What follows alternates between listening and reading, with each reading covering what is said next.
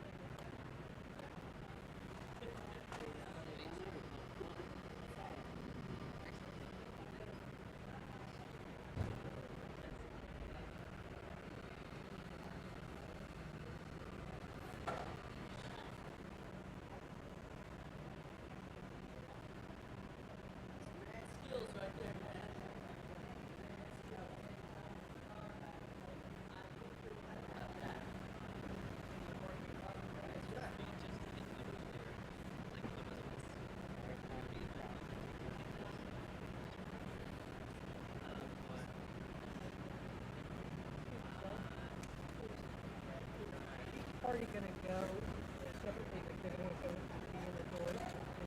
The windows right here. Yes. Spouse will go first. The second spouse will go first. So everybody will go in right here. Everybody's going to go, yeah, one car at a time. They'll fill up and leave. The next one comes up. Not yet.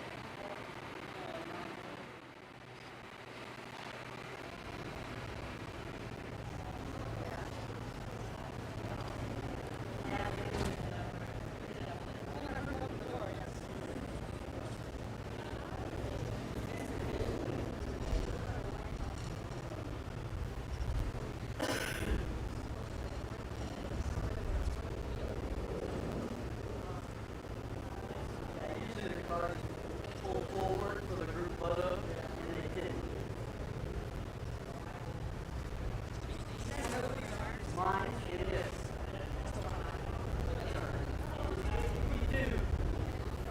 Just pick it up and just put them in the bushes and take care of it. They're coming out, coming out.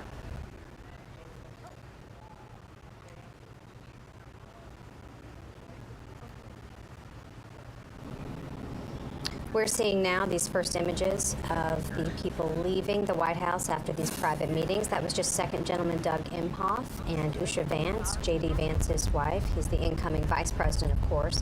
And they are the first to be set up in the official limousines to be departing the White House, heading over to the U.S. Capitol for the swearing-in ceremony, which will be happening in just under 2 hours from now if we're sticking to the official schedule of events here in Washington. There you see one of 4 limousines now at least that are lined up there at the portico of the White House.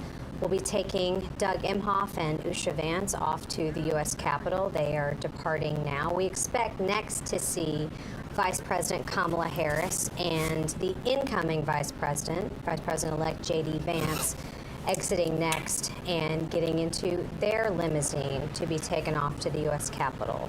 Of course, J.D. Vance here in just a little over an hour and a half from now will be the Vice President of the United States, being sworn in by Supreme Court Associate Justice Brett Kavanaugh, one of his longtime friends, as we're all reading up on history of all of the characters involved with this Inauguration Day.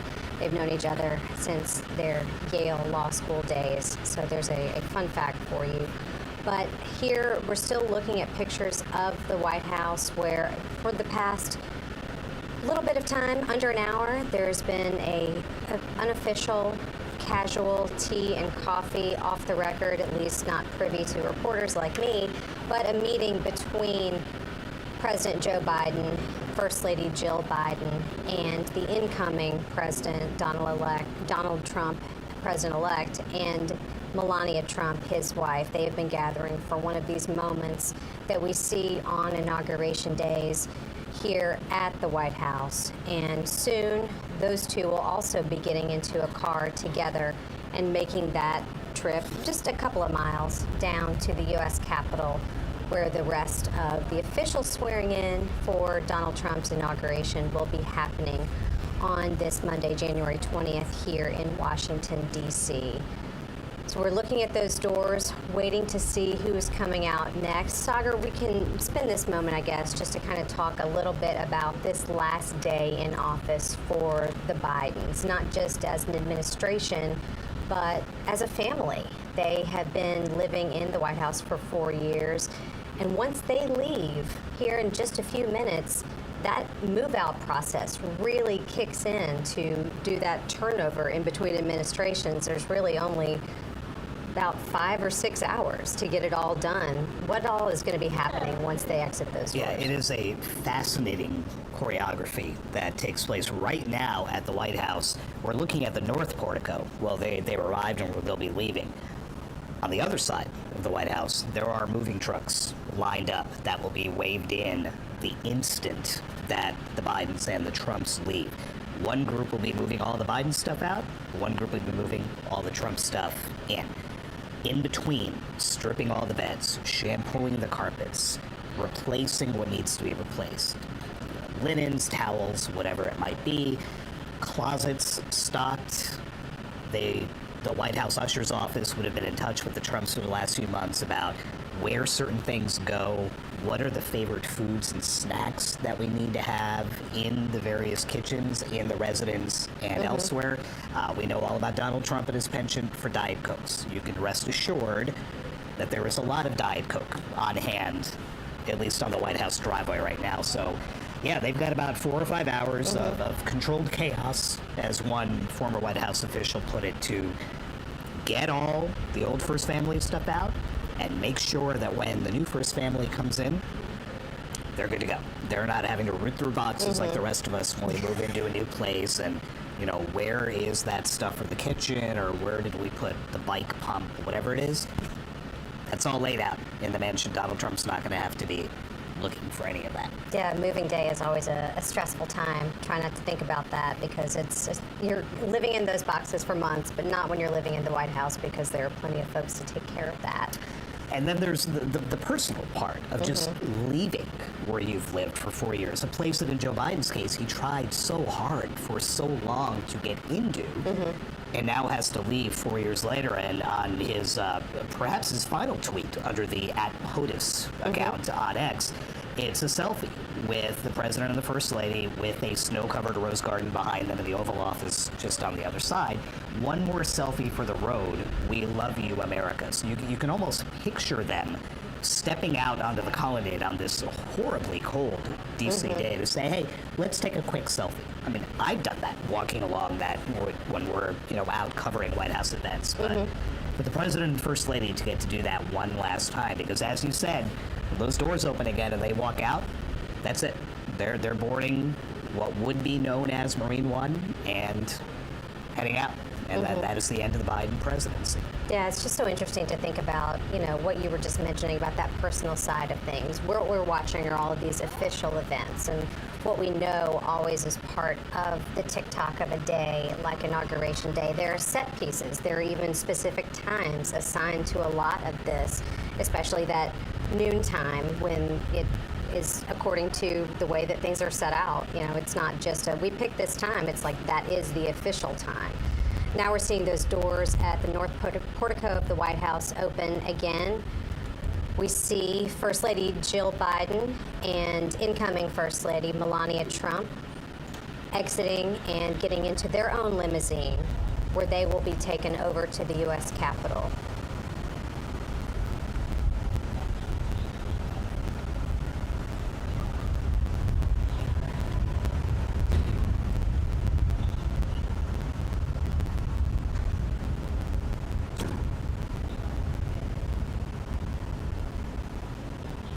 As we think about this situation, Sagar, we have talked a little bit about the outgoing president and the incoming president and kind of what they might share in casual conversation.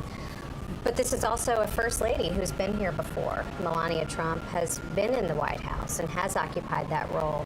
And I wonder kind of, she's at the end of this next term, she will have been first lady for longer than Jill Biden was. She will have more experience, but I just wonder what their conversations are like too, in terms of what they hope to accomplish or what Melania is thinking about in this next 4 years. And Melania recently told Fox that it's easier this time around. She's lived there. She knows what the space is like. She knows what they want. She knows which furniture they want to bring in. The incoming first family gets to redecorate the residence with things pulled from White House stocks and bring things from home that are sentimental or what have you. And she said, since we've been here, and I know what it looks like, we were kind of coming in blind last time, although Michelle Obama did invite her into the residence and gave her the tour 8 years ago. Again, a courtesy that Melania Trump did not extend Jill Biden 4 years ago. But she didn't need that this time. And in fact, she skipped Donald Trump's visit here after the election. She knew what it was about, and she knew what she was getting into, and she seemed visibly more comfortable in this interview with the prospect of, moving away from Trump Tower and moving away from these big gilded residences that they have in Florida and elsewhere, and moving into the White House. And taking pains to note that Barron Trump will have a bedroom in the White House for when he comes home to visit from college. He's not the little kid he was during the first Trump administration. He's now about, I think, taller than his father. Now it's a little bit jarring to see, frankly. He has definitely grown up and attending colleges in New York City. Now we see Vice President Kamala Harris and incoming Vice President J.D. Vance making their exit. Let's listen in as they depart for the U.S. Capitol.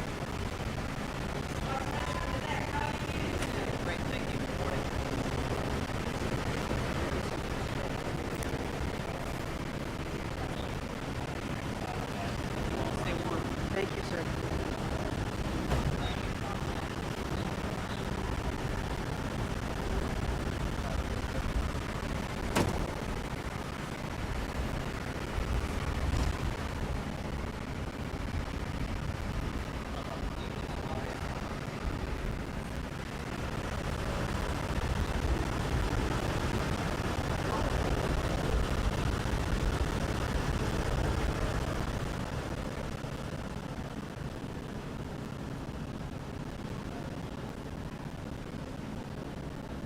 So there's just one pair left in terms of who we anticipate to be departing the White House and heading to the U.S. Capitol. That will be President Joe Biden and President-elect Donald Trump, who will be getting into what you see there, that limousine that's pulling up here at the north portico of the White House to take them to the U.S. Capitol for Donald Trump's second inauguration.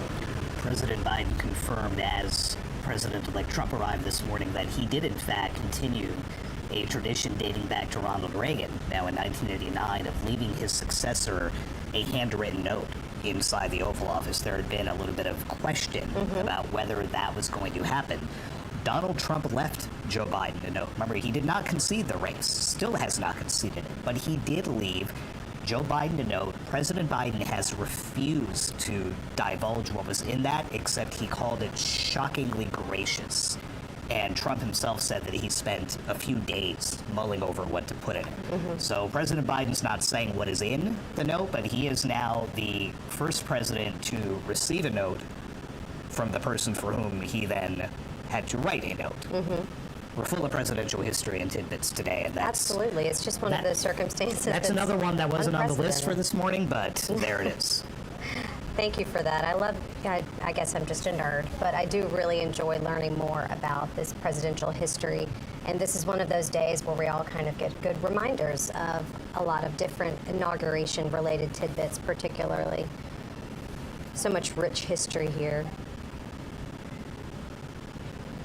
We would note that when the Trumps arrived, President Biden made it a point to say welcome home to Donald Trump as they approach. So I think the facial expressions will tell us something when they walk out those doors. A lot of smiles and handshakes on the way in, and now the reality of making that final walk out that door and that trip to Capitol Hill. It is kind of interesting to think about this in the context of what we just saw a few weeks ago with former President Jimmy Carter's funeral, where we had the current president and several former presidents and their wives in attendance, seated together, greeting each other kind of backstage before they all came out. And there's always a lot of armchair quarterbacking in terms of trying to figure out exactly what the mechanics are and if any of these folks get along. But as we know, there is the ex-president's club, where only someone who has been through the mechanics of this job really understands other aspects of it.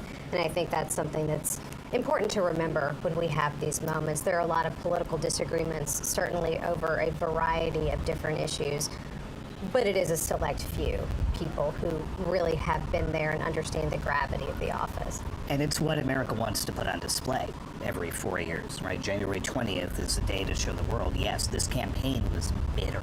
It was nasty. You and I were out there enough and heard these speeches. But when it comes time and the election happens, more often than not, the loser says, you know what, I lost. And the people made their choice. Now we move ahead. Now you make the change. And here we see these doors opening again, where President Joe Biden and President-elect Donald Trump are exiting the Capitol. They're preceded by Senator Amy Klobuchar, Democrat from Minnesota. Let's listen in as they leave the White House.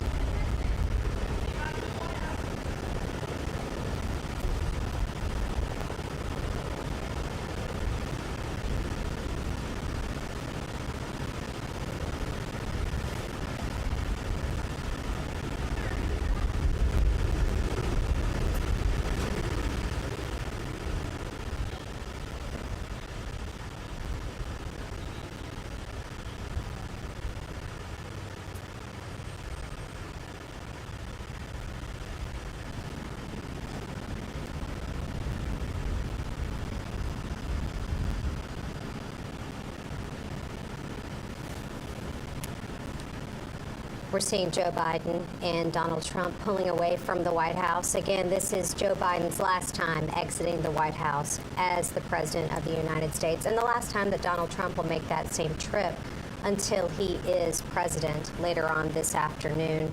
They're making their way over to the U.S. Capitol now. And as they make that relatively short trip, Sagar, I thought we could talk a little bit about some inauguration history. Clearly, America has been swearing presidents into office since 1789, but it hasn't always happened in Washington. Where was George Washington first sworn in? Yeah, where did that take place? It didn't happen until 1801 here in Washington, because in 1789, New York City was the U.S. Capitol.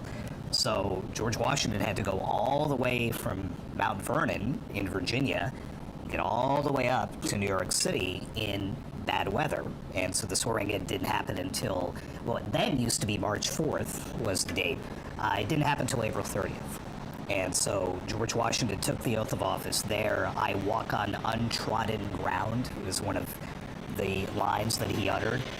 4 years later, he took it in Philadelphia, which, again, at the time, was the capital. It wasn't until Thomas Jefferson that the first oath was taken here. It has been taken here every time since, whether that was in the Capitol, whether the oath was in the White House, like Ronald Reagan was forced to take it 40 years ago. You had the exceptions due to tragedy. You had Lyndon Johnson take the oath aboard Air Force One on the tarmac at Love Field in Dallas after John F. Kennedy was assassinated.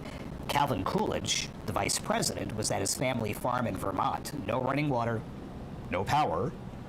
Warren Harding dies. A courier had to be sent to the Coolidge farm to tell the vice president that he was now the president.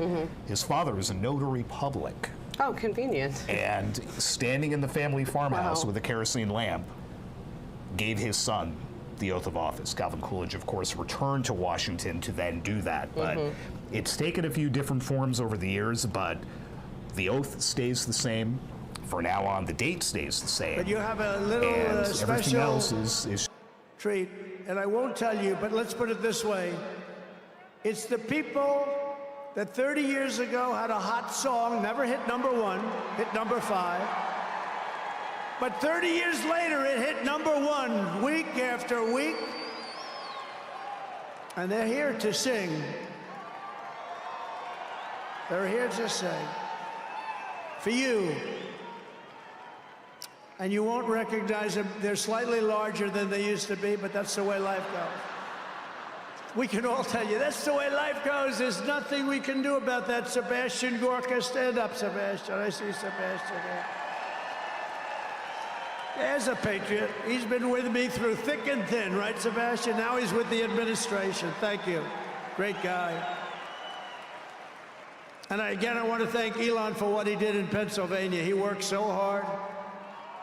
He worked so hard in Pennsylvania. Great guy, and a man who is a champion. A man who took something from nothing. Everybody said, this is something will never work. It's too violent. But he understood people. He said they like violence, unfortunately, right? But a man who understood fighting better than any man ever. There's never been anything like this. What Dana White did with the UFC and building it into a monster sport franchise. So I want to thank Dana White of USC for being here. And Dana, you've done a job like nobody could have done. Thank you. A great guy and a friend of mine. A great friend of mine. He's a tough cookie.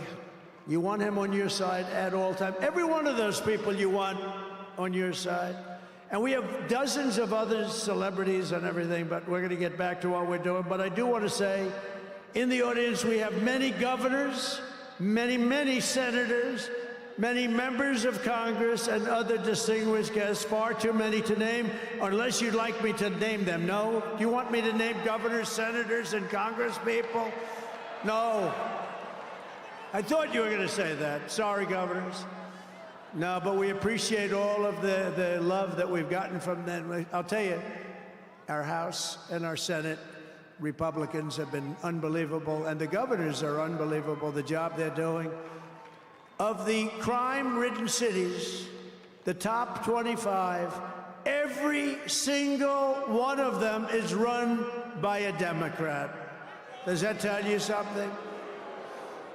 We don't have problems in the Republican cities. Tonight, I also want to send our love to everyone affected by the terrible wildfires raging in California. We're praying for you all. We love you all. We're going to be there very soon. I'm going to go out there on Friday to see it and to get it moving back. We're going to get some of the best builders in the world, and we'll get it moving back. And I also want to pay my respects to the great people of North Carolina. You know, I won it every single time, and they've been treated very badly. FEMA almost didn't know it existed, and we're going to get North Carolina rocking and rolling, okay? We're going to get them rocking and rolling. They've been treated very badly as a state. Together we will rebuild Los Angeles better, more beautiful than ever before. We're going to get it going. We have the best builders in the world. It's the only people that could do it. Nobody else knows what the hell they're doing. And in 2028, the Los Angeles Olympics will be one of the great sporting events and patriotic celebrations in history. I was with Gianni, the head of the Olympics, and because of the wildfires, they're going to do a special job. They're going to really do something very special on the Olympics. And the opposite, some people said, oh, maybe the Olympics can't go there. It turned out just the opposite. They came to see me the other day, and the committee, and it's just the opposite. So the Olympics is great. And Johnny, for the others, you know, the World Cup, Johnny is the head of it. We had our top people, Wasserman. They all came in on the Olympics, and then I saw Johnny. And we got the World Cup, too. And, you know, it's only because they rigged the election that I'll be your president representing you there. You know, I got both of them. I got the Olympics and I got the World Cup. And I said, you know, it's too bad. One was in 2026 and the other was in 2028. And I said, I won't be there. I won't be your president. But then they rigged the election and now we won. So I'm going to be your president for the Olympics and for the World Cup.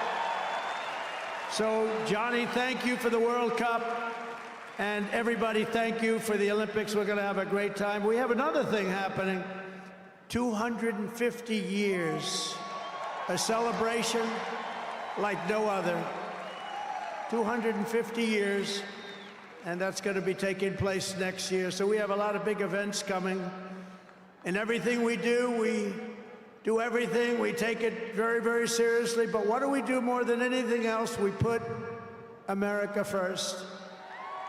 And it all starts tomorrow when I raise my hand on the Bible to be sworn as we'll be sworn in tomorrow. We're all going to be sworn in together. That's the way I look at it. It's not me. It's you.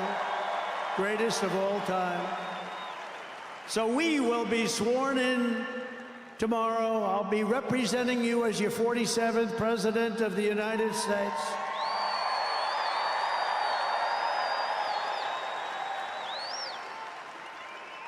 And just in conclusion, together we're going to cut your taxes, end inflation, slash your prices, getting them back down, raise your wages, and bring thousands of factories back to the USA, right where they belong, and that'll be done through tariffs and smart policy. We will build American, we will buy American, and we will hire American. I will end the war in Ukraine, I will stop the chaos in the Middle East, and I will prevent World War III from happening, and you have no idea how close we are. We will crush violent crime in our cities and give our police the support, protection, resources and respect they so dearly deserve.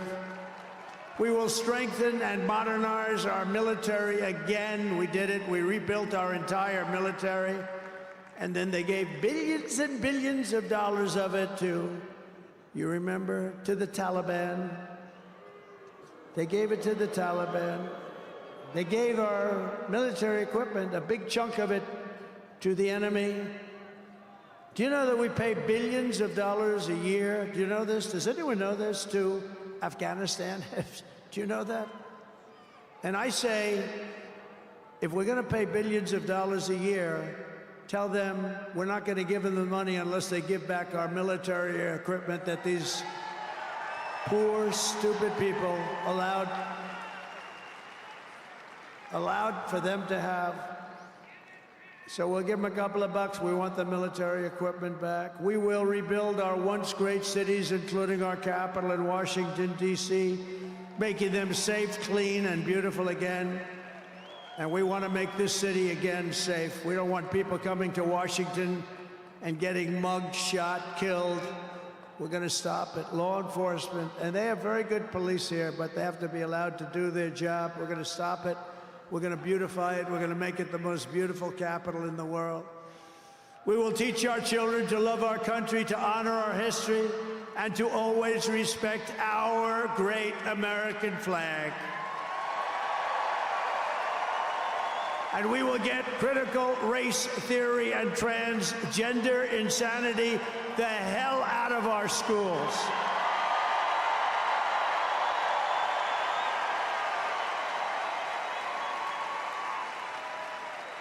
And always remember, this is so easy, this will be done tomorrow. We will keep men out of women's sports. It's over. I will defend religious liberty. I will restore free speech, and I will defend the right to keep and bear arms. We're going to defend that right. After years of building up foreign nations, defending foreign borders, and protecting foreign lands, we are finally going to build up our country, defend our borders, and protect our citizens. And we will stop illegal immigration once and for all. We will not be invaded. We will not be occupied. We will not be overrun. We will not be conquered. We will be a free and proud nation once again, and that will take place tomorrow at 12 o'clock.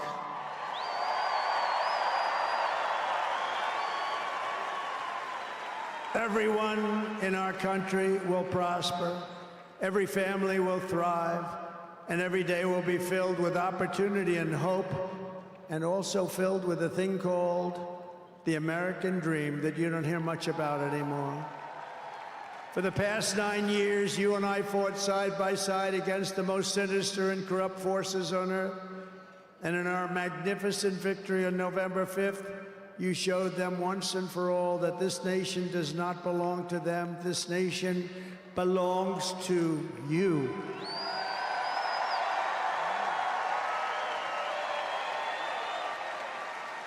From New York to Los Angeles, from Philadelphia to Phoenix, from Chicago to Miami, and from Houston to right here in Washington, D.C., our country was won and built by generations of patriots who gave everything they had for our rights and for our freedom. They were farmers and soldiers, cowboys and factory workers, steel workers, coal miners, police officers, and pioneers who pushed onward, marched forward, and let no obstacle stand in their path. Nothing could get in their way. Together they laid down the railroads, raised up the skyscrapers, built the great highways, won 2 world wars, defeated fascism and communism, and launched American astronauts to the moon. It was hard-working patriots like you who built this country, and 75 days ago on November 5th, it was hard-working patriots like you who saved our country. You saved our country. Now, after all we have been through together, we stand on the verge of the 4 greatest years in American history. With your help, we will restore America's promise, and we will rebuild the nation that we all love so much. We are one people, one family, and one glorious nation under God. We will never give in. We will never give up. We will never back down, and we will never, ever, ever, ever surrender. We will fight, fight, fight, and we will win, win, win. And together, we will make America powerful again. We will make America wealthy again. We will make America healthy again. We will make America strong again. We will make America proud again. We will make America safe again. And we will make America great again. Thank you very much. Thank you very much. What a great victory for everybody. Thank you, America. Thank you very much. Thank you very much. Thank you. Thank you very much. We won. We won.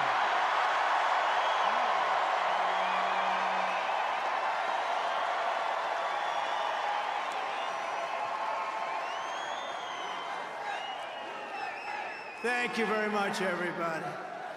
What a good feeling. We like winning, don't we, huh? We're going to make our country greater than ever before. Hello, Washington, and hello, America. We're all over America. I'm thrilled to be back with so many friends, supporters, and true American patriots on the eve of taking back our country. That's what we're going to do, take back our country. Tomorrow at noon, the curtain closes on 4 long years of American decline, and we begin a brand new day of American strength and prosperity, dignity and pride. Bringing it all back. Once and for all, we're going to end the reign of a failed and corrupt political establishment in Washington, a failed administration. We're not going to take it anymore. We're going to stop the invasion of our borders. We're going to reclaim our wealth. We're going to unlock the liquid gold that's right under our feet, liquid gold. We're going to bring back law and order to our cities. We're going to restore patriotism to our schools, get radical left, woke ideologies the hell out of our military and out of our government. And we are going to make America great again.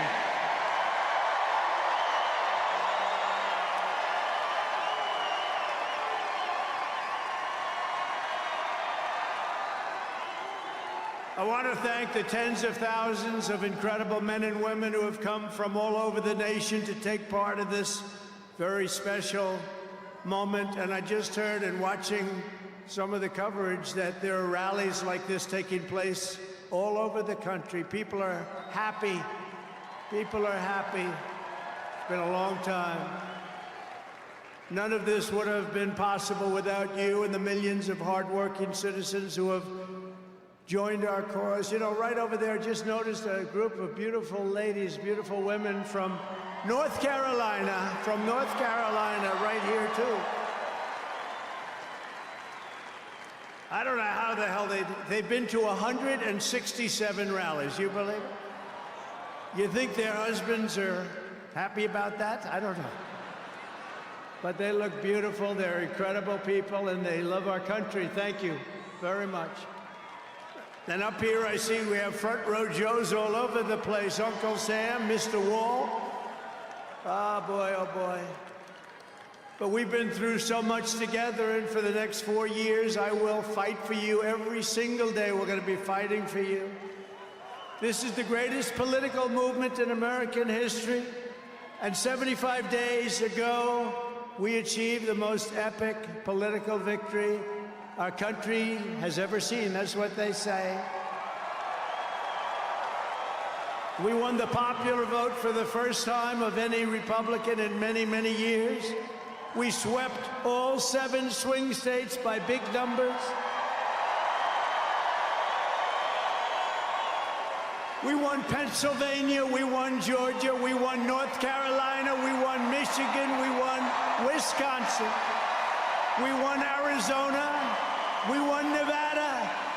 We won them all by historic margins, and we won the great state of Florida by 13 points. Nobody's done that ever.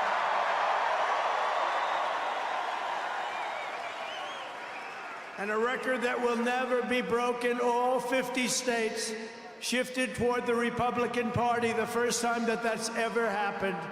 All 50 states. We won the largest number of African-American voters in Republican Party history. We won more Hispanic-American votes than any Republican has ever gotten before by a lot. And we won Latino men and women, and on top of that, youth, men, women, urban, suburban, rural, and people from everywhere in between are joining us in record numbers. We've never had anything like this. Too big to rig, that's what I used to say. Too big to rig. We made it too big. Oh, and they tried. They tried. It was too big. Around 9:02, they just said, let's get the hell out of here. This isn't working. They were swamped, to put it nicely. We also took back the U.S. Senate. We had some great people running. And the House Republicans won their largest popular vote majority in presidential year since 1928. We had a lot of people voting. So the Senate, the House Republicans, we got all three of them. A little bit close on those two. Senate's in great shape. House Republicans, actually, they both have great leaders. They both have great people heading. John Thune is fantastic. And if you look at Mike Johnson, he's got a pretty tight majority, but actually it's very tight, but it's very good because we vote unified. We're really voting unified, and so it doesn't make much difference. In the election of 2024, which will be the most consequential election in American history, we not only won a mandate, but we built a new American majority that will lead our country to unparalleled success for generations to come. That's what we want to do. And someday, in 30 years from now, 40 years from now, 50 years from now, some of these young people are going to say, I remember Donald Trump, he did a good job. He set us on his way. He told us, he gave us a path. Our new administration will inherit disasters at home and abroad, an economy plagued by inflation and high interest rates, a catastrophic border crisis. Nobody can believe they let people in. They have an open border policy. Do you think that makes sense? Open borders. Anybody wants to. Jails, prisons, mental institutions, gangs being emptied right through that ugly open border, a government that cannot care for its citizens in a time of emergency. Look at what's happening in Los Angeles. Look at what's happening in North Carolina. They've treated them so badly. In a planet on the brink of World War III. It's not going to happen. That's not going to happen.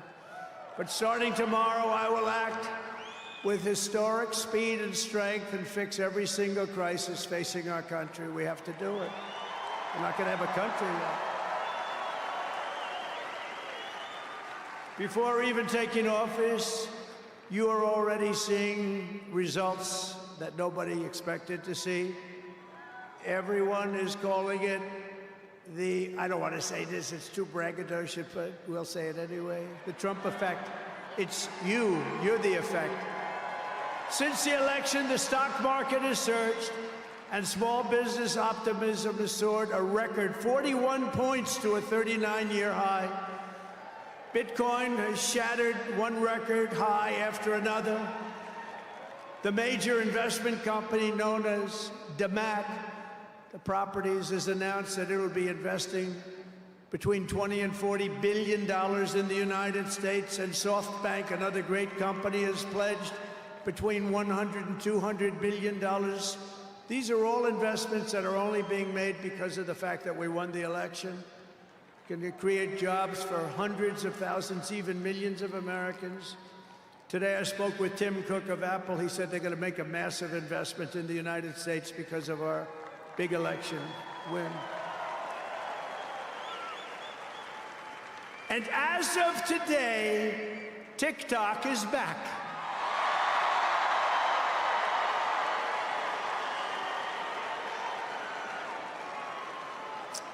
So, you know, I did a little TikTok thing. We have a guy, TikTok Jack. He's a young kid, like 21 years old.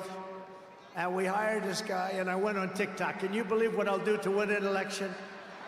And we went on TikTok, and Republicans have never won the young vote, the youth vote. They win a lot of votes, but they never won the youth vote. We won the youth vote by 36 points. So I like TikTok. I like it. I like it. I had a slightly good experience, wouldn't you say? Romney lost it by 40 points. Not so long ago, we won it by 36 points. That's a very big spread. But I said we need to save TikTok because we're talking about a tremendous... Who in this audience goes with TikTok? Many? Yeah, very popular. And frankly, we have no choice. We have to save it. A lot of jobs. We don't want to give our business to China. We don't want to give our business to other people. And I said, you know, TikTok without my approval, meaning the president's approval, because Congress gave the president the right to make a deal, do whatever he wants. And they did that a long time ago when they had a different president. They didn't know that I was going to be the president, I guess. So I said, very simply, a joint venture. So if TikTok is worth nothing, zero, without an approval. You know, if you don't approve, they're out of business, they're worth nothing. If you do approve, they're worth like $1 trillion. They're worth some crazy number. So I said, I'll approve, but let the United States of America own 50% of TikTok. I'm approving on behalf of the United States. So they'll have a partner, the United States, and they'll have a lot of bidders, and the United States will do what we call a joint venture. And there's no risk. We're not putting up any money. All we're doing is giving them the approval, without which they don't have anything. So I don't know. It sounds like that works. What do you think? Good? I think so. So whether you like TikTok or not, we're going to make a lot of money. Perhaps most beautiful of all, this week we achieved an...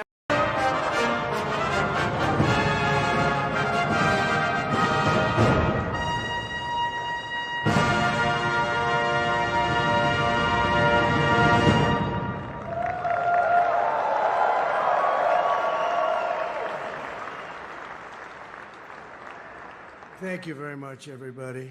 Appreciate it. It's been a very big day, and tomorrow's going to be an even bigger day. I want to especially thank you all for being here on the eve of one of the most important days in the history of our country, the day we save our nation and begin to make America great again.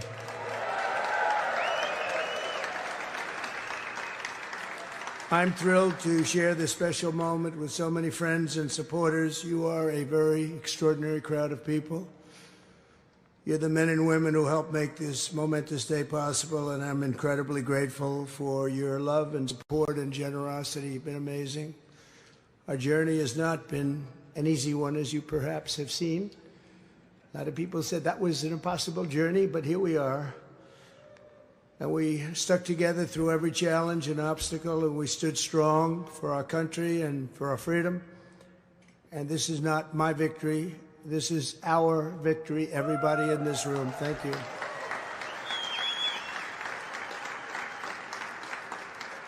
Over the past 8 years, we've built a new political coalition of hardworking patriots of every race, religion, color, and creed, youth, women, African American.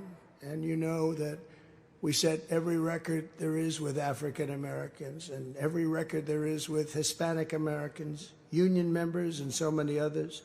This is a once-in-a-lifetime realignment that will endure and lead America for generations to come.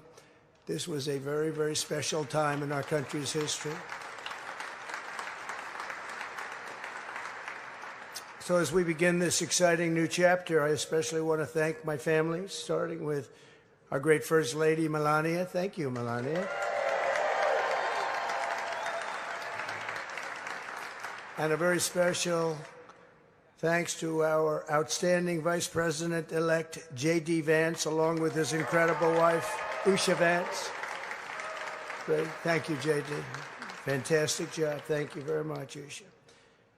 And I have to call out somebody that's very special, who we put into a position that she knew nothing about other than she's an extraordinarily competent person, and she learned everything she needed to learn probably in the first day. And that's Laura Trump, who became the head, along with Michael, of the Republican Party, and she ran a tough group of people, and we made it too big to rig. They tried, but they couldn't get past her and Michael, so I want to thank both of you. It's a fantastic job that you did. Thank you, Laura. Thank you very much. Tonight, I also want to thank Speaker Mike Johnson, Senators Rick Scott. Thank you. Thank you, Mike. He's the nicest man. He's actually a killer, I have to be honest with you, but everybody thinks he's the nicest man. He reminds me of Witkoff. Everyone says Witkoff's the nicest guy. But he's not at all. Just happens to be very capable. But Mike is something because everyone likes him. And when you have a majority of about 2, it's going up to 5, but right now we're 2, because I brilliantly decided I wanted 3 people. Sorry I had to do that. It just was really testing you, Mike, to see how good you really were. It's a test. But he's done an amazing job. He's going to be a great speaker. Senators Rick Scott, David McCormick, Eric Schmidt, Bill Haggerty, along with Representatives Jason Smith, Tom Cole, Darrell Issa. Former Speaker Kevin McCarthy is here. Governor Sarah Sanders and Patrick Morrissey. Co-chairs Steve Witkoff. Thank you, Steve. What a job. Just got back from the Middle East. He had a little project that he did very well on. And we took in the first hostages today, and they're coming in tomorrow, and they're going to keep coming in.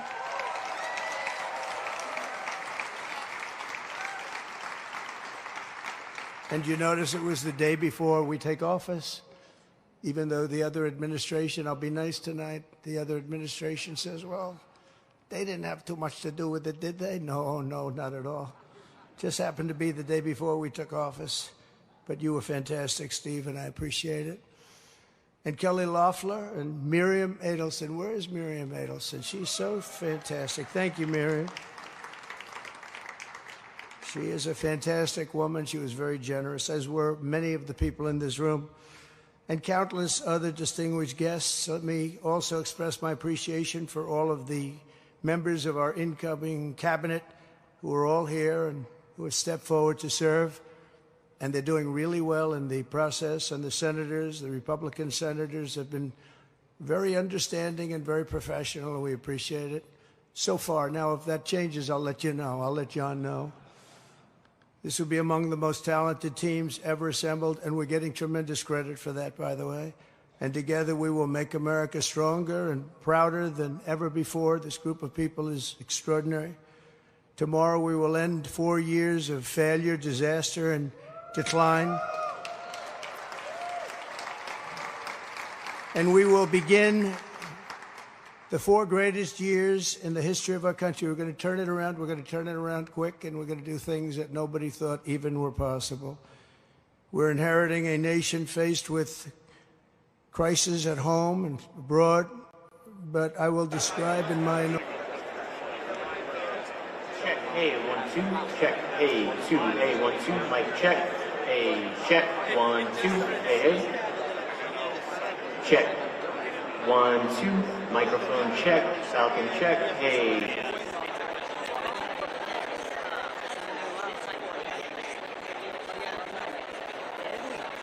Check, hey, 2, 1, 2, microphone check, hey, hey.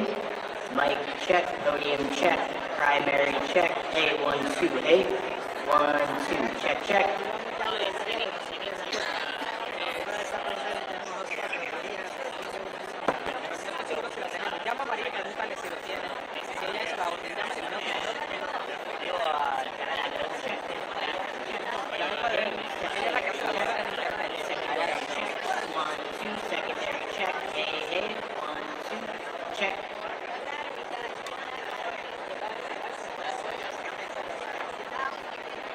Check, hey, secondary check, hey, 1, 2, Hey, check 2, hey. Hey, check 1, 2. Yeah. Check hey, 1, 2. Check hey, 1, 2. Yep. Hey, and trust. Hey, and shading. Hey, check 1, 2. Hey, 1, 2. Hey.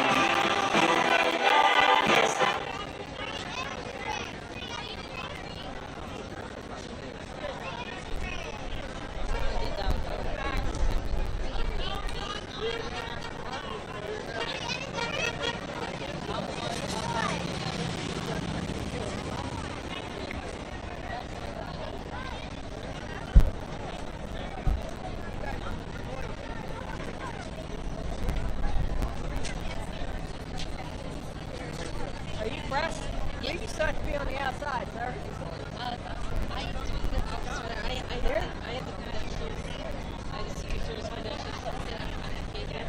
can move back to it. Gordon, can you check with him?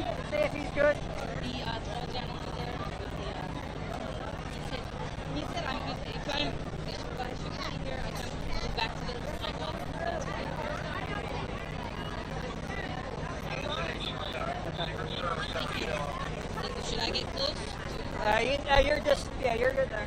Okay, thank you.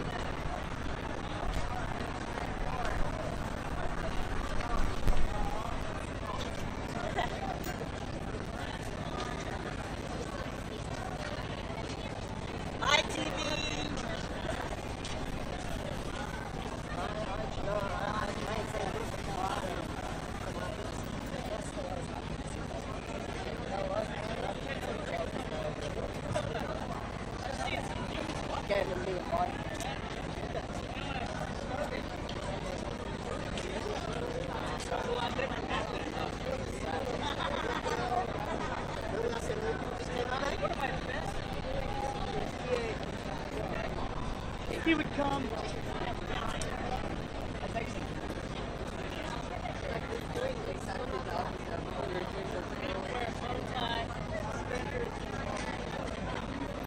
Oh, I remember you from last night.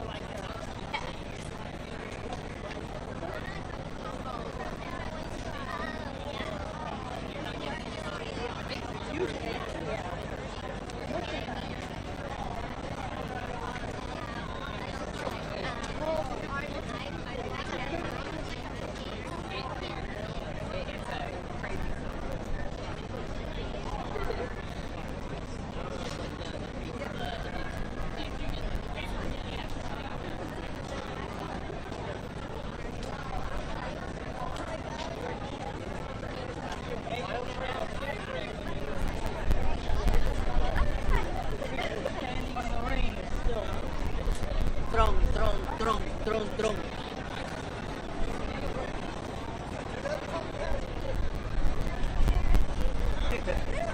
I should have came to you this morning, as I should have done.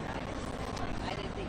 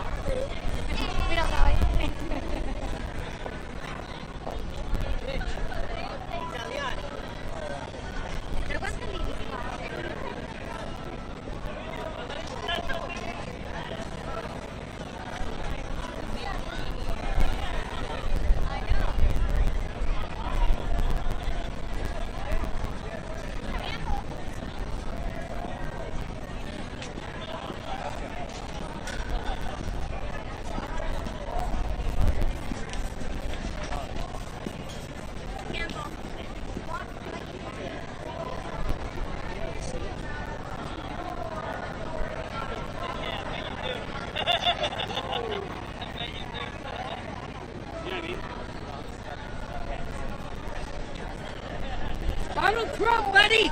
Trump!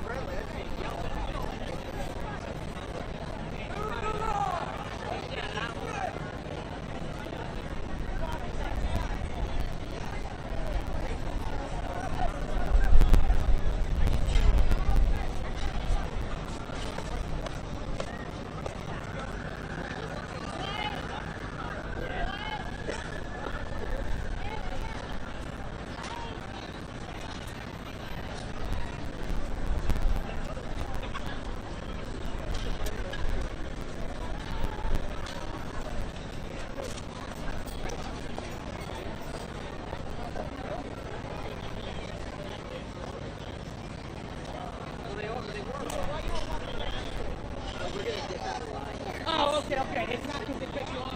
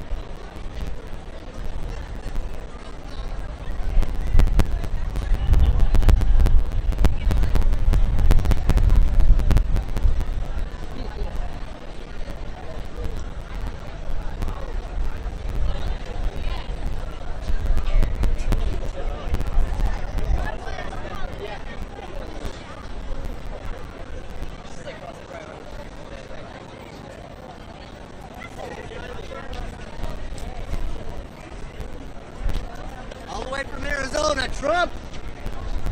We love him. California. Tennessee. Woohoo! Alabama.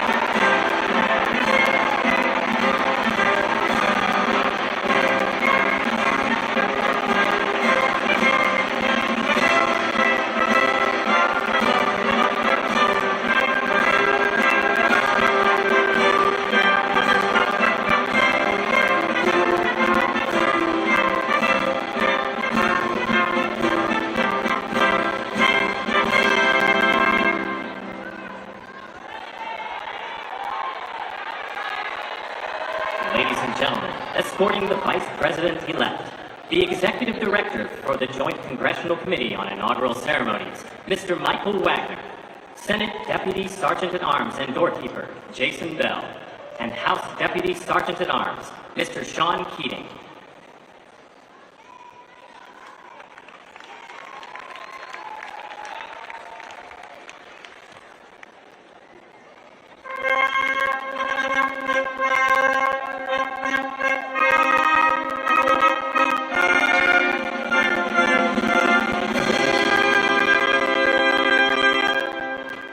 Ladies and gentlemen, the Vice President-elect of the United States, the Honorable J.D. Vance.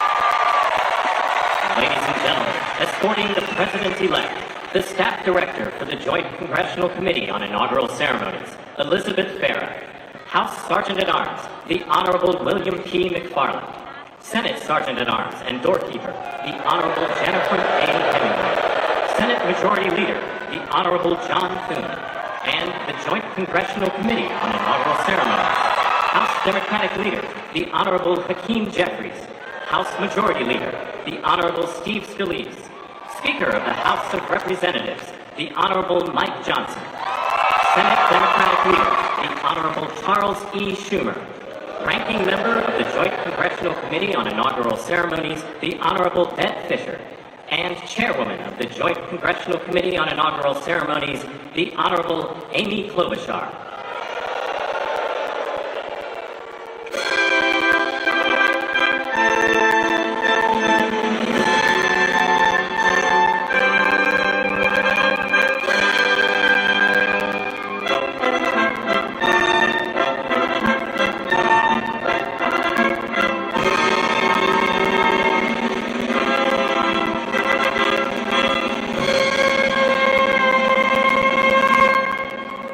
Ladies and gentlemen, the President-elect of the United States, the Honorable Donald John Trump.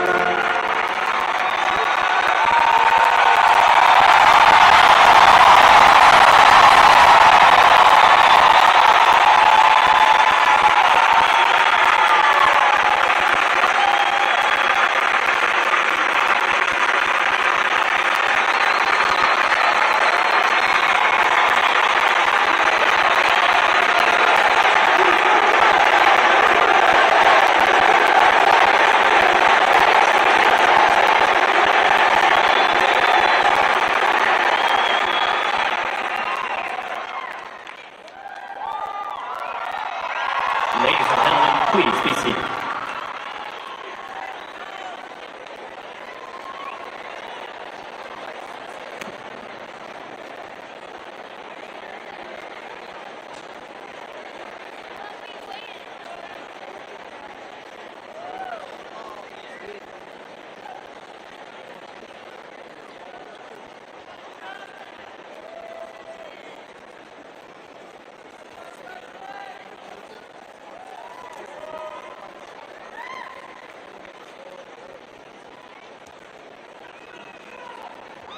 please welcome the chairwoman of the Joint Congressional Committee on Inaugural Ceremonies, the Honorable Amy Klobuchar.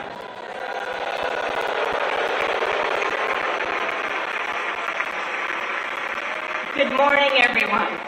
Welcome to the 60th presidential inauguration. Today, President-elect Trump and Vice President-elect Vance will take their oaths of office, and we will witness the peaceful transfer of power at the heart of our democracy.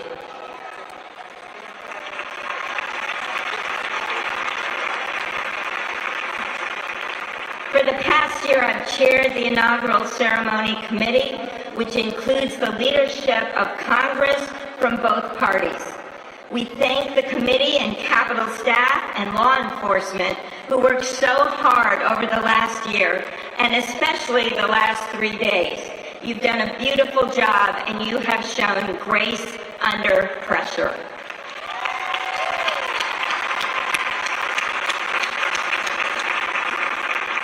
Our theme this year is our enduring democracy. The presence of so many presidents and vice presidents here today is truly a testament to that endurance. We welcome President Biden and Dr. Biden. We welcome Vice President Harris and Doug Emhoff, President Obama, President Clinton and Secretary Clinton, President Bush and Laura Bush, Vice President Pence, Vice President Quayle and Marilyn Quayle. The justices of the United States Supreme Court are with us, all 9 of them, I counted, and of course, the Trump and Vance families. This ceremony marks what will soon be 250 years of our democracy.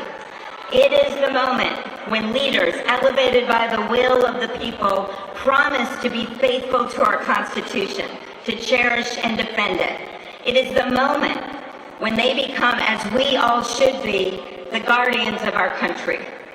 Through war and peace, through adversity and prosperity, we hold this inauguration every 4 years, and today it falls on Martin Luther King Day, a further reminder that we must strive to uphold the values enshrined in our Constitution, the freedoms, the liberties, and, as is inscribed on the entrance of the United States Supreme Court, equal justice under law.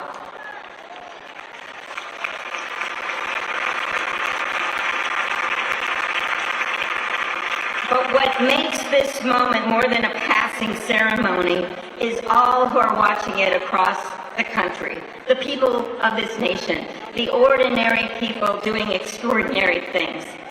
President Kennedy, who at one point worked as a senator in this building and would often walk through this very rotunda, once said, "In a democracy, every citizen, regardless of interest in politics, holds office. Every one of us is in a position of responsibility."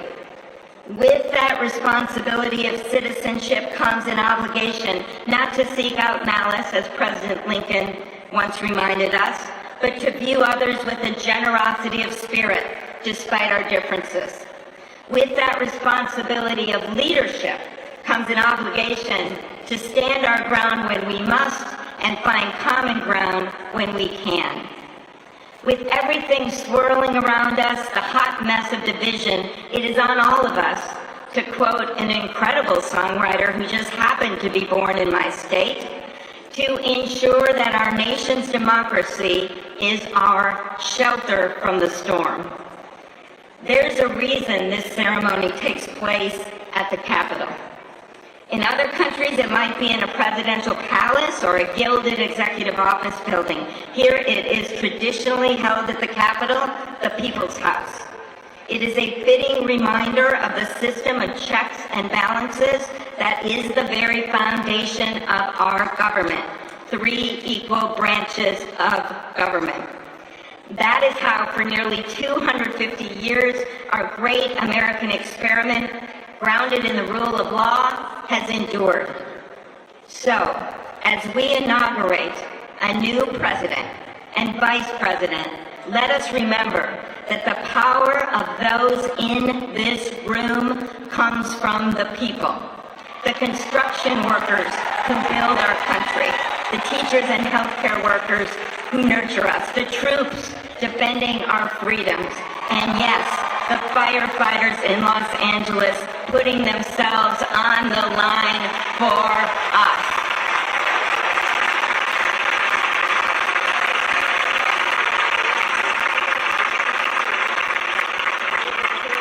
Our democracy's strength and grit must match theirs. May God bless our nation. Thank you.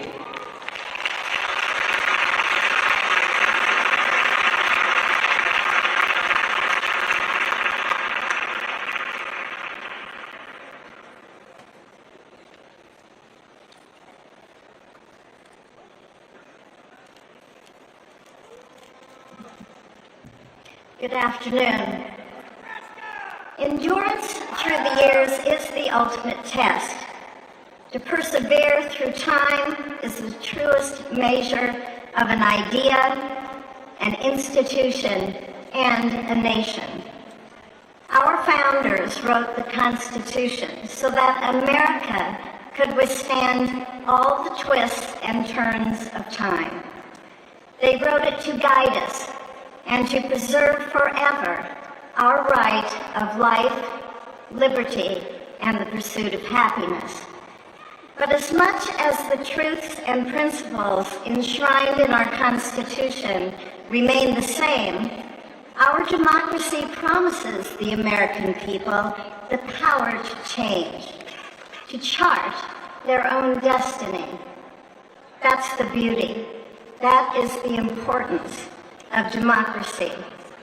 It allows the endurance, the permanence of a nation through change. It allows nations like our United States both to avoid the obstacles and to seize the opportunities God has placed before us, all while staying true to our founding principles. Today is our country's 60th inauguration ceremony. Like all the others before it, it is a celebration of our right to set our uniquely American course. The past several years have been trying at times for many, many Americans, and also for the nations of the free world that we humbly strive to lead. In November, Americans chose again to steer this nation towards greatness, the secure, safe, and prosperous future that our founders envisioned for all of us. And today, we celebrate not only their decision to do so, but also the simple right and wisdom of a free people to make their own choice, so that their nation might endure. And now, allow me to welcome Archbishop Timothy Dolan and Reverend Franklin Graham, who will deliver our invocation. Please rise.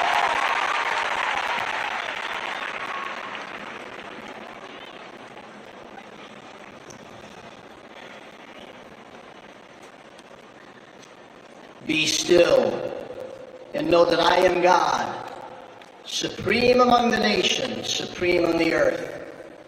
Let us pray.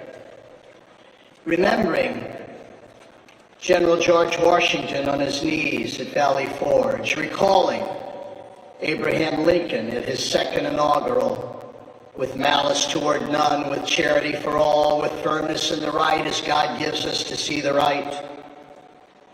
Remembering General George Patton's instructions to his soldiers as they began the Battle of the Bulge 8 decades ago. Pray. Pray when fighting. Pray alone. Pray with others. Pray by night. Pray by day. Observing the birthday of the Reverend Martin Luther King, who warned, without God, our efforts turn to ashes. We, blessed citizens of this one nation under God, humbled by our claim that in God we trust, gather indeed this inauguration day to pray for our President Donald J. Trump, his family, his advisors, his cabinet, his aspirations, his vice president, for the Lord's blessings upon Joseph Biden, for our men and women in uniform, for each other whose hopes are stoked this new year, this Inauguration Day. We cannot err in relying upon that prayer from the Bible, upon which our president will soon place his hand in oath, as we make our own the supplications of King Solomon for wisdom as he began his governance. God of our fathers, in your wisdom you set man to govern your creatures, to govern in holiness and justice, to render justice with integrity. Give our leader wisdom, for he is your servant, aware of his own weakness and brevity of life. If wisdom which comes not from you be not with him, he shall be held in no esteem. Send wisdom from heavens, that she may be with him, that he may know your designs. Please, God, bless America. Please, mend her every flaw. You are the God in whom we trust, who lives and reigns forever and ever. Amen.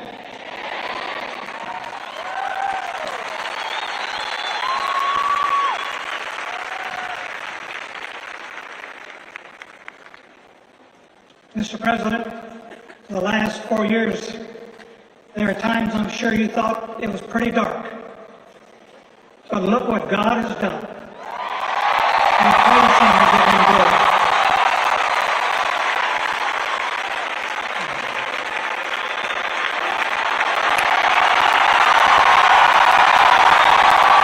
Let us pray. Our Father and our God, thou hast said, blessed is the nation whose God is the Lord. As the prophet Daniel prayed, blessed be the name of God forever and ever. For wisdom and might are his. He changes the times and the seasons. He removes kings. He raises up kings.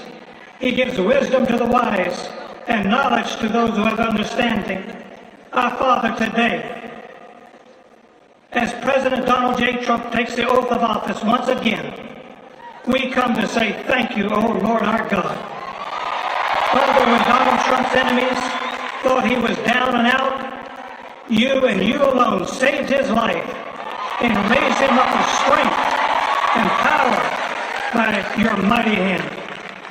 We pray for President Trump that you'll watch over, protect, guide, direct him. Give him your wisdom from your throne on high.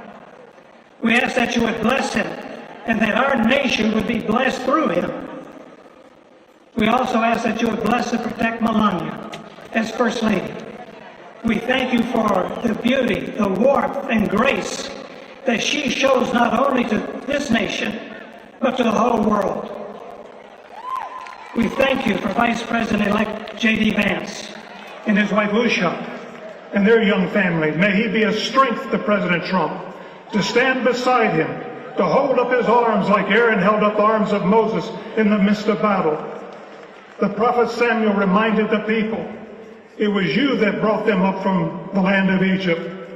And he said, now stand still, that I may reason with you before the Lord. So, Father, we take this moment to stand still, to remember the great things that you have done for this nation. Thank you for the protection, the bounty, the freedoms that we so enjoy. We remember to keep our eyes fixed on you, and may our hearts be inclined to your voice. We know that America can never be great again if we turn our backs on you. We ask for your help, and we pray all of this in the name of the King of Kings, the Lord of Lords, your Son, my Savior, and our Redeemer, Jesus Christ. Amen.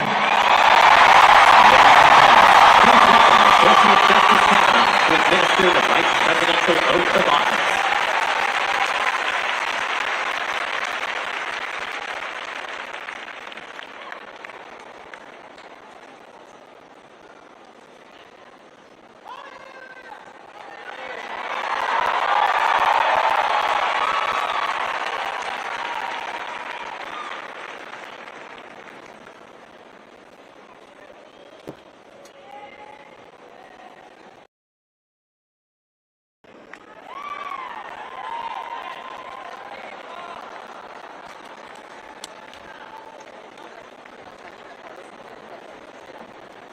Please raise your right hand and repeat after me.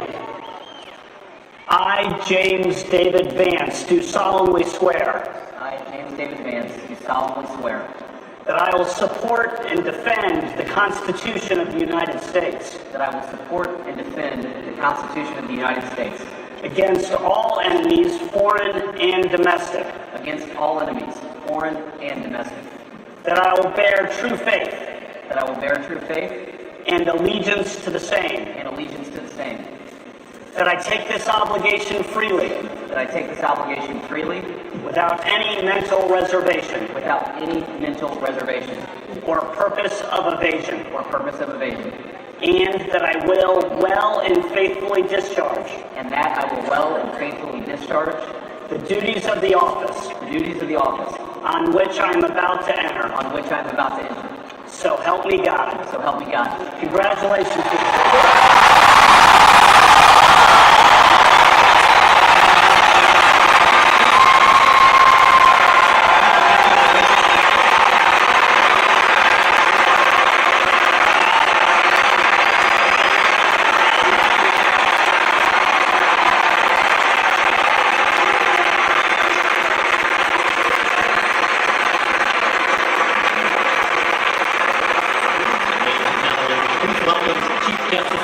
To administer the presidential oath of office.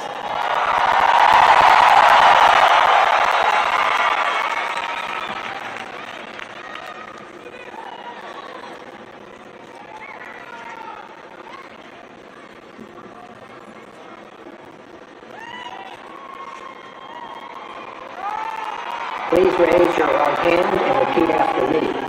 I, Donald John Trump, do solemnly swear. I, Donald John Trump, do solemnly swear that I will faithfully execute the office of President of the United States the office of President of the United States and will, to the best of my ability, preserve, protect, and defend the Constitution of the United States. The Constitution of the United States. So help me God. So help me God. Congratulations.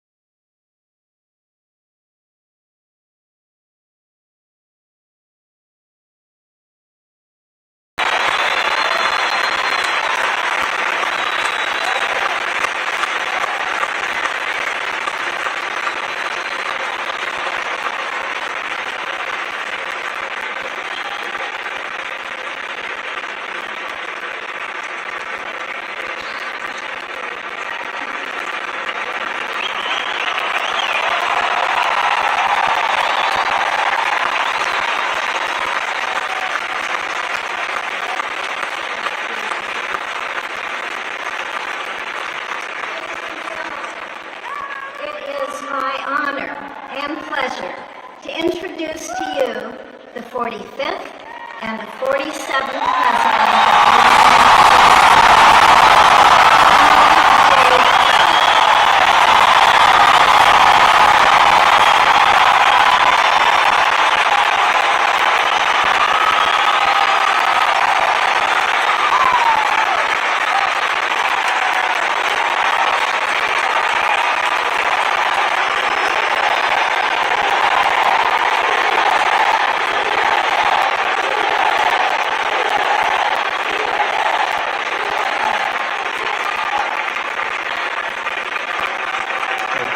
Thank you very much, everybody. Well, thank you very, very much. Vice President Vance, Speaker Johnson, Senator Thune, Chief Justice Roberts, Justices of the United States Supreme Court, President Clinton, President Bush, President Obama, President Biden, Vice President Harris, and my fellow citizens. The golden age of America begins right now.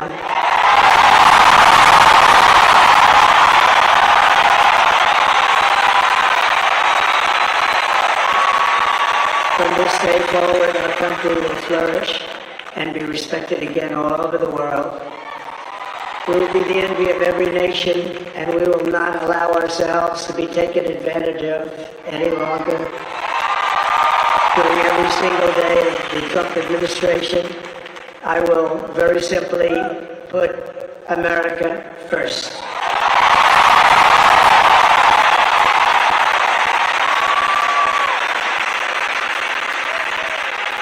Our sovereignty will be reclaimed.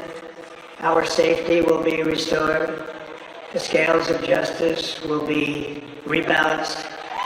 The vicious, violent, and unfair weaponization of the Justice Department and our government will end.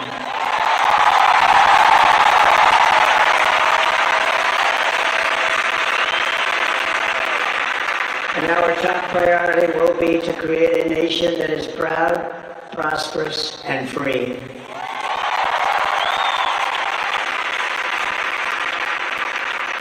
America will soon be greater, stronger, and far more exceptional than ever before. I return to the presidency confident and optimistic that we are at the start of a thrilling new era of national success. A tide of change is sweeping the country. Sunlight is pouring over the entire world. And America has the chance to seize this opportunity like never before. But first, we must be honest about the challenges we face. While they are plentiful, they will be annihilated by this great momentum that the world is now witnessing in the United States of America. As we gather today, our government confronts a crisis of trust. For many years, a radical and corrupt establishment has extracted power and wealth from our citizens while the pillars of our society lay broken and seemingly in complete disrepair. We now have a government that cannot manage even a simple crisis at home, while at the same time stumbling into a continuing catalog of catastrophic events abroad. It fails to protect our magnificent law-abiding American citizens, but provides sanctuary and protection for dangerous criminals, many from prisons and mental institutions that have illegally entered our country from all over the world. We have a government that has given unlimited funding to the defense of foreign borders, but refuses to defend American borders or, more importantly, its own people. Our country can no longer deliver basic services in times of emergency, as recently shown by the wonderful people of North Carolina, who treated so badly.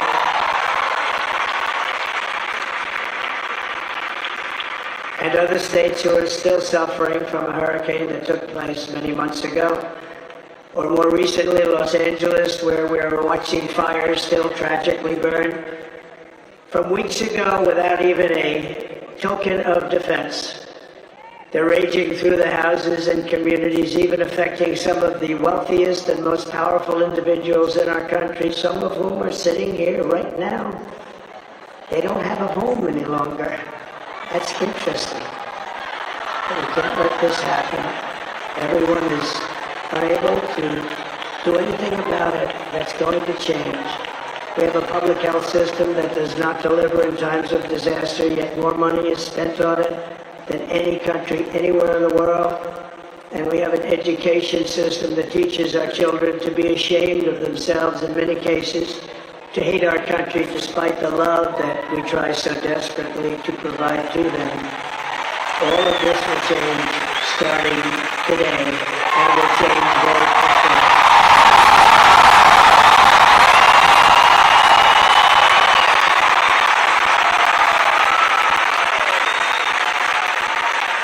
Our recent election is a mandate to completely and totally reverse a horrible betrayal.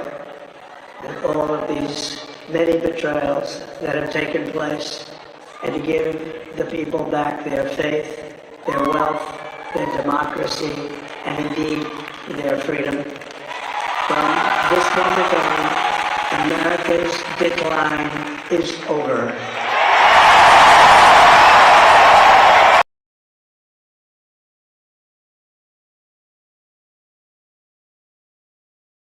President in our 250-year history, and I've learned a lot along the way. The journey to reclaim our republic has not been an easy one, that I can tell you. Those who wish to stop our cause have tried to take my freedom and indeed to take my life. Just a few months ago in a beautiful Pennsylvania field, an assassin's bullet ripped through my ear. But I felt then, and believe even more so now, that my life was saved for a reason. I was saved by God to make America great again.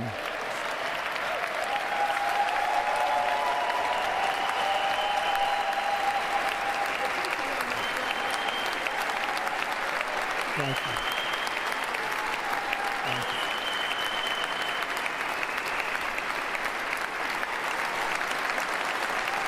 Thank you very much.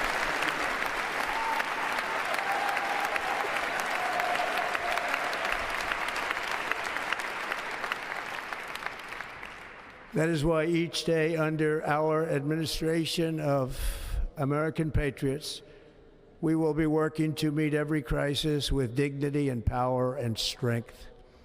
We will move with purpose and speed to bring back hope, prosperity, safety, and peace for citizens of every race, religion, color, and creed.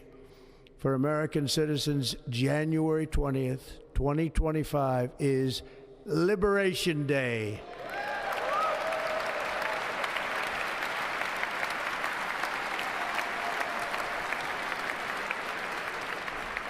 It is my hope that our recent presidential election will be remembered as the greatest and most consequential election in the history of our country.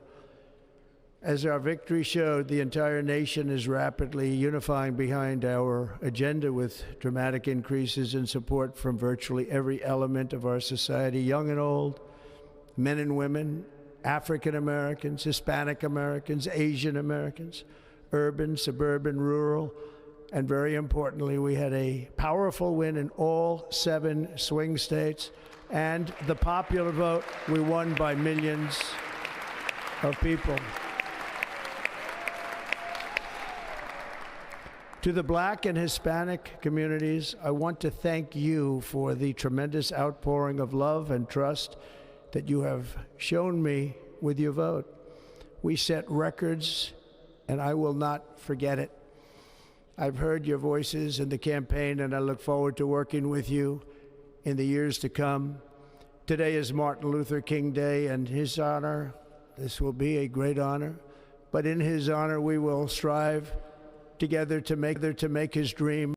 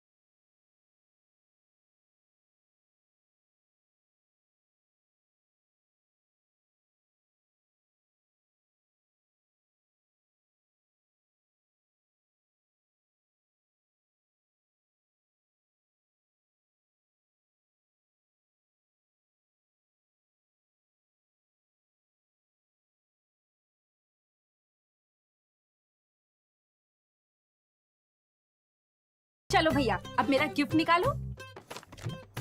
ये क्या भैया, पिछले 3 साल से मैंने खाली लिफाफे दे रहे हो। अरे सीखो भाजपा वालों से कुछ। हर राज्य में महिलाओं को मासिक भत्ता दे रहे हैं। इस बार पक्का पूरे पैसे दूंगा। बस अब और नहीं। वादों से पलटने वालों से दिल्ली करेगी breakup. This is BB Now and this is BB Now. मतलब Big Basket Now, delivering in 10 minutes. Terrorist organizations.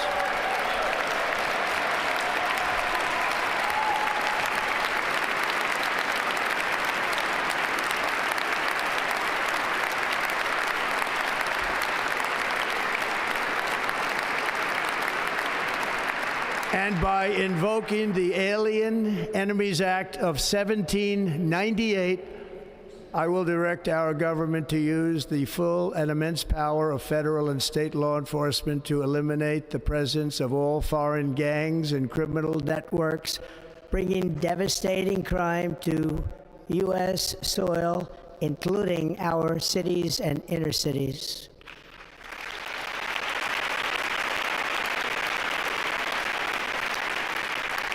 As Commander-in-Chief, I have no higher responsibility than to defend our country from threats and invasions, and that is exactly what I am going to do. We will do it at a level that nobody's ever seen before.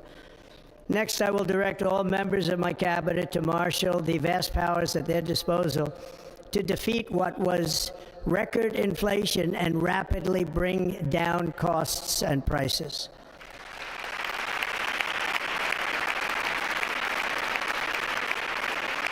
The inflation crisis was caused by massive overspending and escalating energy prices, and that is why today I will also declare a national energy emergency. We will drill, baby, drill.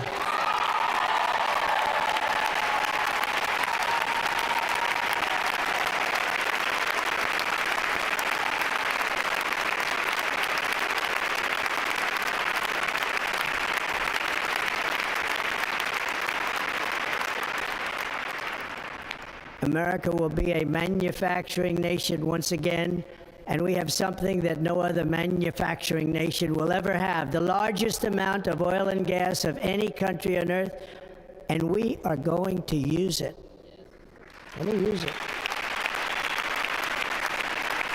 We will bring prices down, fill our strategic reserves up again, right to the top, and export American energy all over the world. We will be a rich nation again, and it is that liquid gold under our feet that will help to do it.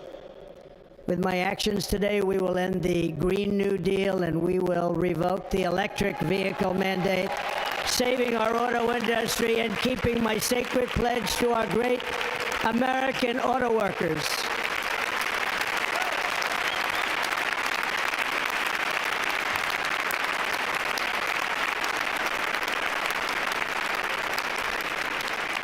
In other words, you'll be able to buy the car of your choice. We will build automobiles in America again at a rate that nobody could have dreamt possible just a few years ago. And thank you to the auto workers of our nation for your inspiring vote of confidence. We did tremendously with their vote. I will immediately begin the overhaul of our trade system to protect American workers and families. Instead of taxing our citizens to enrich other countries, we will tariff and tax foreign countries to enrich our citizens.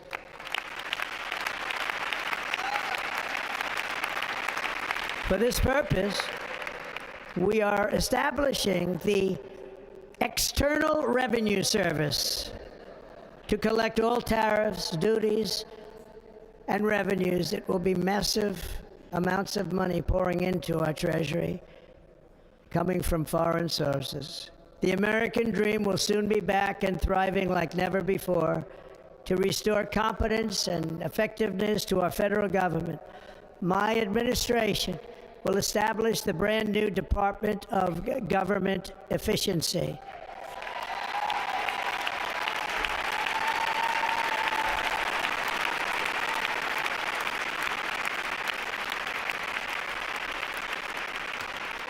After years and years of illegal and unconstitutional federal efforts to restrict free expression, I will also sign an executive order to immediately stop all government censorship and bring back free speech to America.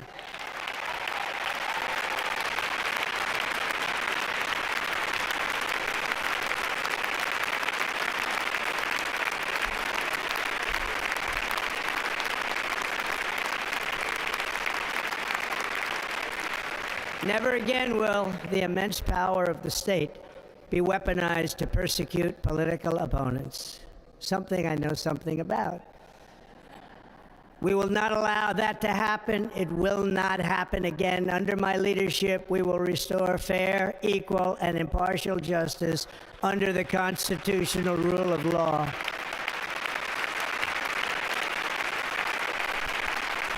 And we are going to bring law and order back to our cities. This week, I will also end the government policy of trying to socially engineer race and gender into every aspect of public and private life.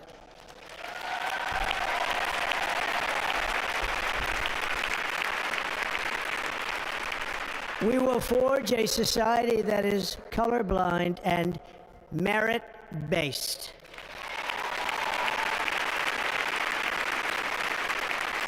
As of today, it will henceforth be the official policy of the United States government that there are only two genders, male and female.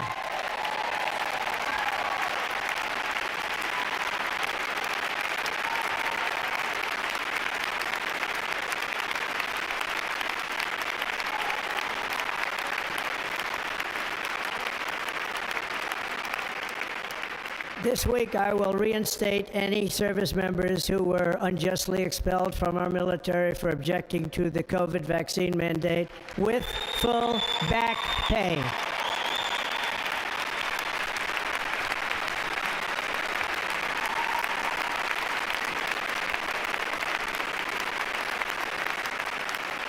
And I will sign an order to stop our warriors from being subjected to radical political theories and social experiments while on duty.